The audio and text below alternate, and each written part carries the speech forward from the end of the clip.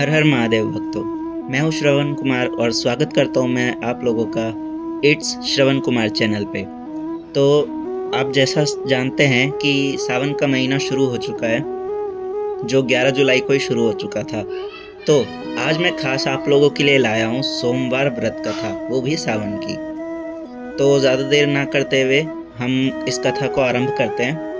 But उससे पहले अगर आपने अभी तक चैनल को सब्सक्राइब नहीं किया तो ज़रूर से ज़रूर सब्सक्राइब कर लेना, वीडियो को लाइक कर देना और शेयर कर देना जो भी सावन का व्रत रख रहा है, ताकि वो भी ये व्रत कथा सुन सके।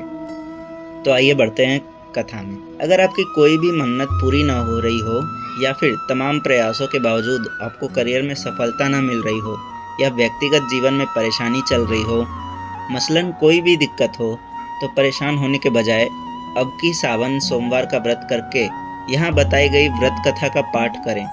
मान्यता है कि सावन सोमवार के दिन अगर व्रत रखकर इस कथा का पाठ किया जाए तो जातकों यानी जो इस व्रत को रखता है उसकी मनचाही मुराद पूरी हो जाती है। तो सावन सोमवार व्रत की पावन कथा अब शुरू होती है। एक साहूकार था जो भगवान शिव का अनन्य भक्त था। उसके पास धन धान्य किसी भी चीज की कमी नहीं थी, लेकिन उसकी कोई संतान नहीं थी और वह इसी कामना को लेकर रोज शिवजी के मंदिर जाकर दीपक जलाता था।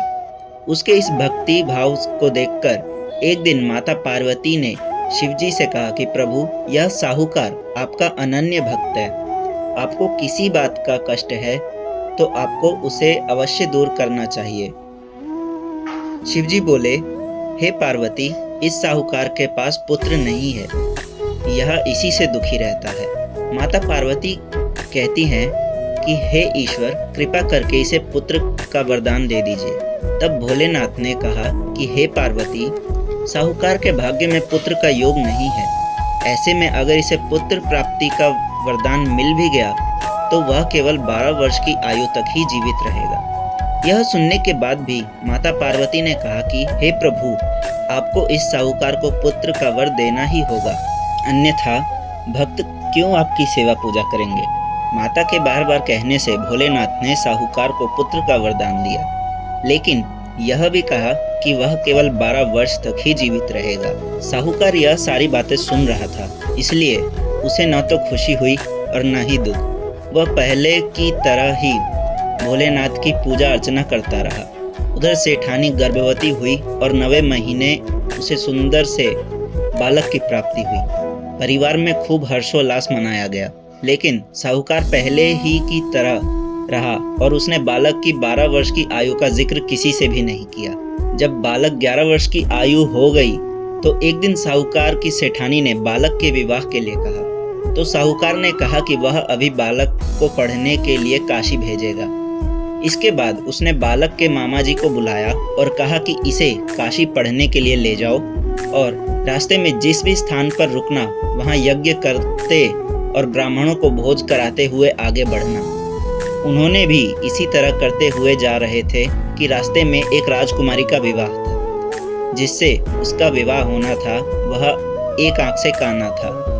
तो उसके पिता ने जब अति सुंदर साहूकार के बेटे को देखा तो उनके मन में आया कि क्यों ना इसे ही घोड़ी पर बिठाकर शादी के सारे कार्य संपन्न करा लिए जाएं।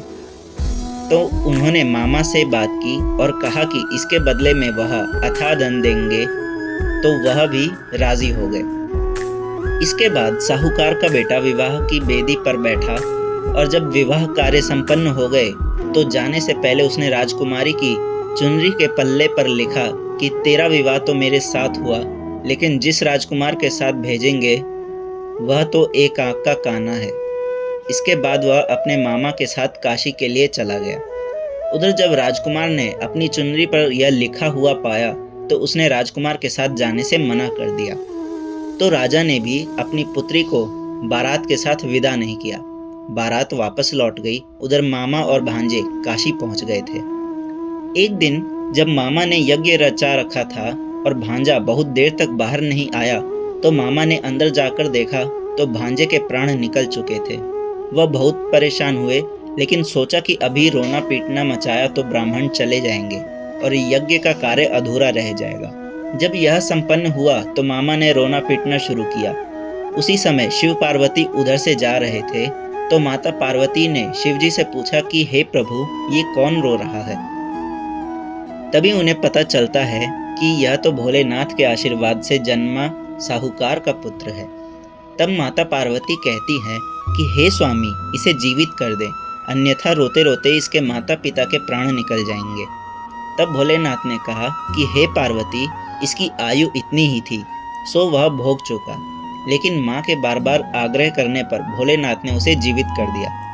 लड़का ओम नमः शिवाय करते हुए जी उठा और मामा भांजे दोनों ने ईश्वर को धन्यवाद दिया और अपनी नगरी की ओर लौटे। रास्ते में वही नगर पड़ा और राजकुमारी ने उन्हें पहचान लिया। तब राजा ने राजकुमारी को साहूकार के बेटे के साथ बहुत सारे धन धान्य के साथ विदा किया। उधर साहूकार और उसकी पत्नी छत पर बैठे थे। उन्होंने यह प्रण कर रखा था, यदि उनका पुत्र सकुशल न लौटा तो वह छत से कूदकर अपने प्राण त्याग देंगे। तभी लड़के के मामा ने आकर साहूकार के बेटे और बहू के आने का समाचार सुनाया, लेकिन वे नहीं माने तो मामा ने शपथ पूर्वक कहा। तब वो दोनों को विश्वास हो गया और दोनों ने अपने बेटे बहू का स्वागत किया। उसी रात साहूकार को स्वप्न में शिवजी ने दर्शन दिया और कहा कि तुम्हारे पूजन से मैं प्रसन्न हुआ। इसी प्रकार जो भी व्यक्ति इस कथा को पढ़ेगा या सुनेगा, उसके समस्त दुख दूर हो जाएंगे और मनोवांछित सभी कामनाओं की पूर्ति होगी। तो शिव जी की कथा यहीं तक थी। आशा करता हूँ आप लोगों को यह कथा अच्छी लगी होगी। और अभी भी आपने मेरे चैनल को सब्सक्राइब नहीं किया तो जल्दी से सब्सक्राइब कर दे, लाइक कर दे इस वीडियो को और बेल आइकन दबा दीजिएगा ताकि हर वीडियो की नोटिफिकेशन आप तक पहुँचे। और आशा करता हूँ आप लोगों का व्रत सफल रहे। हर हर महादेव। मिलेंगे आपसे अगली वीडियो।